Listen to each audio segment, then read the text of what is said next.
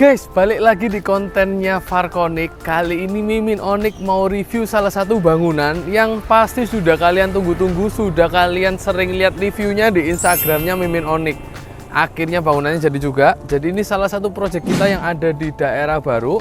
Luasan rumahnya dimensinya adalah 16 x 25 dengan rumah 2 lantai. Kenapa yang paling unik, rumah ini full feng shui teman-teman. Gak usah pakai panjang lebar, langsung aja kita review dari arsitekturnya dulu. Let's go.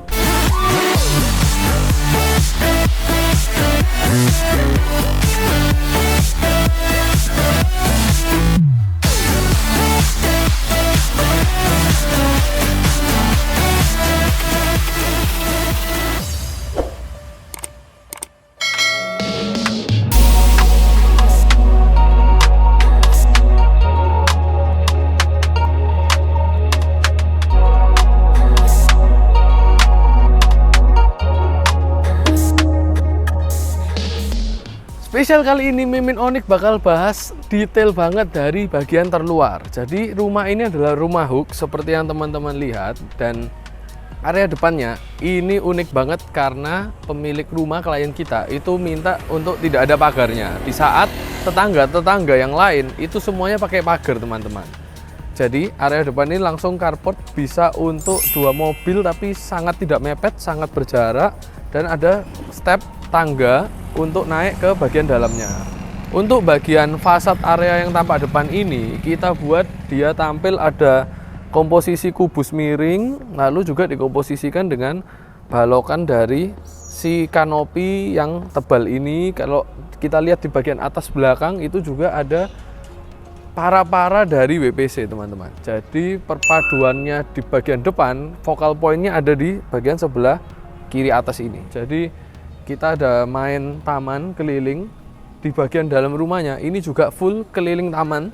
Di sini ada pagar perumahan kebetulan.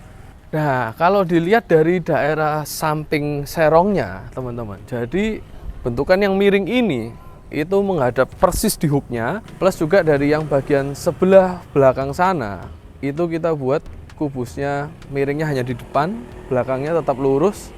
Lalu ada permainan depth-nya. Jadi ada yang lebih mundur.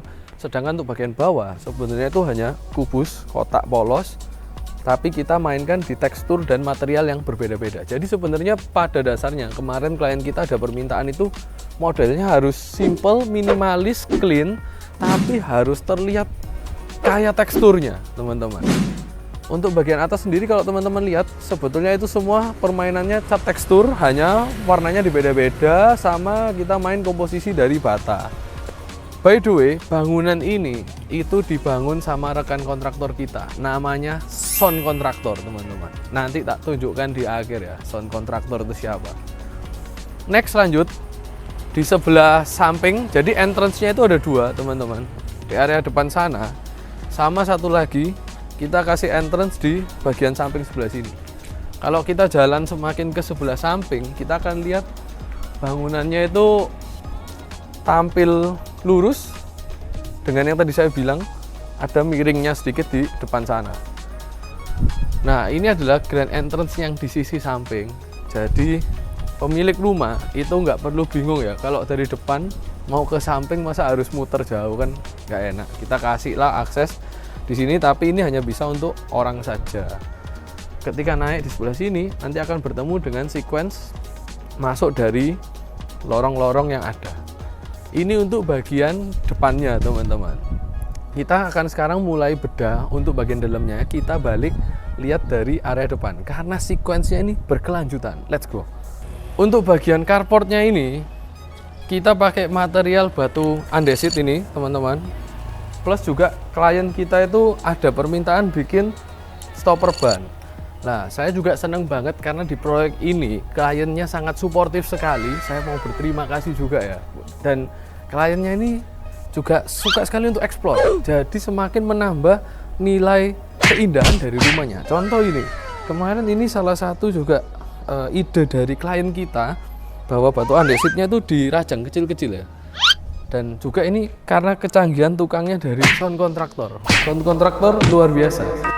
Beliau berhasil membuat batu andesit yang kaku itu ditekuk-tekuk jadi melengkung kayak gini. Ayo, bisa nggak kontraktornya? Terus area depan ini biar tetap terang, kita kasih ada satu skylight besar di tengah dan berdampingan dengan plafon dari WPC kayu.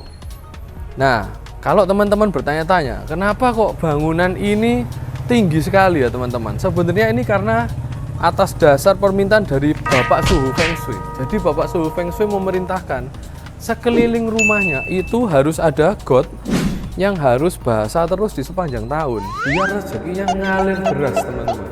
Dan got ini itu tidak boleh diisi oleh air kotor rumah, jadi double got ibaratnya.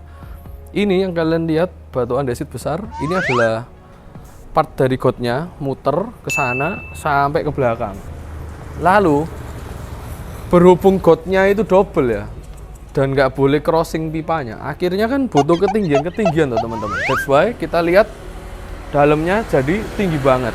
Untuk mengakali hal tersebut, Mimin Onyx dan tim punya ide di mana kita potong, kita kasih jalan gini ya, kita kasih steppingan, lalu ketika masuk nanti kalau mau menuju ke dalamnya ruang keluarga itu kita kasih rem, sehingga kalau ada orang disabilitas itu nggak perlu usaha naik tangga terus dari depan sampai belakang. Naik tangganya cukup sedikit aja, ini juga pendek-pendek sekali, mudah sekali diakses, langsung masuk, ini bisa dibuka, naik ke sebelah sana. Nanti kalian lihat kalau waktu sore ke malam, wah ini lebih ciamik lagi bos. Lanjut, ketika kita buat desain ini, sebelum saya ngomong ke area dalam ya, kita memainkan sequence-nya teman-teman. Jadi klien kita ini biasa tinggal di villa.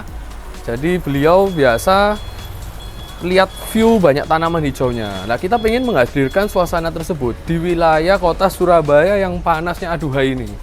Jadi idenya adalah kita kasih taman keliling muter semua. Nah, jadi di sepanjang jalan kalau muterin rumahnya itu akan lihat hijau-hijau kayak gini, full. Bayangin, asik banget kan? Rumahmu tanahnya 16 kali 25, 2 lantai, tapi bisa kita main-mainkan kayak gini teman-teman. Terus ini kalau hujan juga aman ya, karena di atasnya ada kanopi kaca. Ini yang kemarin juga agak sulit, kita minta ada pertemuan kanopi kaca dengan dinding miring ini tadi. Nah, kalau sampai di sini, ini adalah entrance yang tadi, ini entrance ke rumahnya. Lanjut, kita jalan lagi. Ini akan ketemu dengan focal point juga dari rumah ini yang di bagian belakang. Jadi kemarin dari Pak Suhu itu ada meminta untuk ngasih tanaman namanya lohansung. Buat kalian yang tidak tahu itu apa, searching besok males-males. Nah, tanaman ini teman-teman, itu nanti akan tumbuh tinggi sampai melebihi tinggi rumahnya. Jadi tinggi rumahnya misalnya 12 meter gitu ya. Tanamannya itu minimal berarti harus 13-14 meter lah, pokoknya lebih tinggi. Dan posisinya itu ada harus di area sebelah sini. Kebetulan kemarin pohonnya klien kita dapat yang agak nekuk sehingga menambah kesan lebih artistik. Jadi duduk-duduk itu bisa di depan atau bisa juga sehari-hari duduk-duduk di area belakang. Ini ya, kalau kalian bisa mendengar suara air, asik. Ini adalah air yang saya bilang. Jadi ini basah ya, ini sungguhan, ini airnya ini ngocor terus. Ini mengitari rumah dan airnya itu berputar terus teman-teman. Belakang sini area taman, duduk-duduk, plus juga di sana ada satu kolam ikan. Jadi klien kita suka memelihara ikan juga ya, sama buat cucunya untuk kalau mau hiburan. Yang pasti itu yang tidak boleh kalau dipakai mandi di situ ya, itu tidak boleh. Ini area taman dan lain-lain, masuk ke dalam nanti akan nembus ke area rumahnya lagi di bagian kitchen. Pojok belakang sana apa? Pojok belakang itu area servis. Jadi kita pisahkan servis lewat ujung sebelah sana, yang sebelah sini ini area untuk tamu dan dinikmati teman-teman. Balik lagi, kita muter lagi ke bagian depan ya. Balik lagi di area depan. Jadi kalau tadi sudah kita bahas area taman yang samping ya, ketemu roster hijau-hijau, cakep semua. Sekarang kita lanjut gimana kalau masuk ke dalam rumahnya. Jadi ini remnya material dari batu andesit tetap, plus kita ada kasih lighting di dinding. Kebanyakan lightingnya ini indirect teman-teman. Sama di ujung bawah sini ya, ini tuh ada lighting tersembunyi juga. Nanti kalian lihatan waktu malam tuh bener-bener ciamik Kalau sampai nggak ada scene malam, berarti salah konten kreator kita.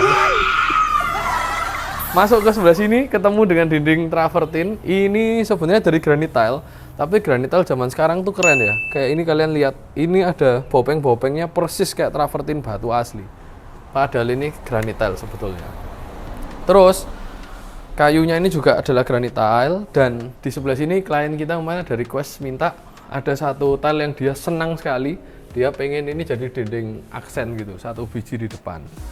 Untuk openingnya kita kasih besar-besar, bahannya ini dari kayu solid semua. Modelnya ini juga dari pemilihan kliennya kita. Cakep sekali, openingnya jadi besar, tampil kelihatan makin megah teman-teman. Dan yang pastinya juga benda-benda ini tadi yang kalian lihat nih, mohon maaf ya, karena Mimin Onyx ini sedang proses foto, jadi ada iklannya sedikit. Lanjut, kalau jalan ke sebelah sini kita akan ketemu dengan area servis. Kali ini area servis pun kita buat terang. Jadi ini kalau kalian lihat ada pintu tersembunyi. Ini pintunya dari plat besi. Rapi sekali dibuat oleh sound contractor ya. Jadi modelnya ini kita buat agak terlihat dan tidak terlihat kalau masuk teman-teman. Wah, ini ada satu skylight besar utama di sebelah sini.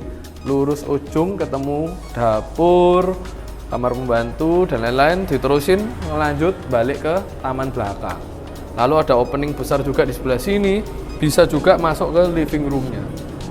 Lewat mana saja kalian mau mengakses bisa. Nah, sebelum kita akhiri nih kontennya untuk review arsitekturnya, tak ajak ngobrol sama sound contractor dulu teman-teman, tak kenalin.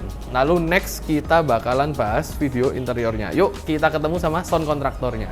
Oke, kalau tadi kita sudah review bagian arsitekturnya, sekarang nggak lengkap kalau nggak tak kenalin sama yang bikin. Dari tadi tak sebut-sebut. Nah, ini adalah siapa Pak? Saya Jason dari sound contractor. Jason dari sound contractor. Yeah. Jadi ini yang bikin teman-teman. Pak Jason, singkat aja ya. Ini kemarin kerumitannya apa, tantangannya apa, lalu yang Anda paling suka atau challenge yang paling menarik buat Anda waktu bikin desain kita yang ini tuh apa Pak Jason? Oke, sebenarnya kalau kita ngomong yang paling rumit, ya pasti yang beda dari rumah yang lainnya adalah ketinggiannya 2 meter. Oke. Itu baru satu ya. Terus yang kedua, pasti ada sungai di sekeliling bangunan. Oke. Itu yang memang kita sebenarnya butuh memutar otak sampai 100 kali. Oh, asik. Baru kita bisa menjadikan itu. Ya.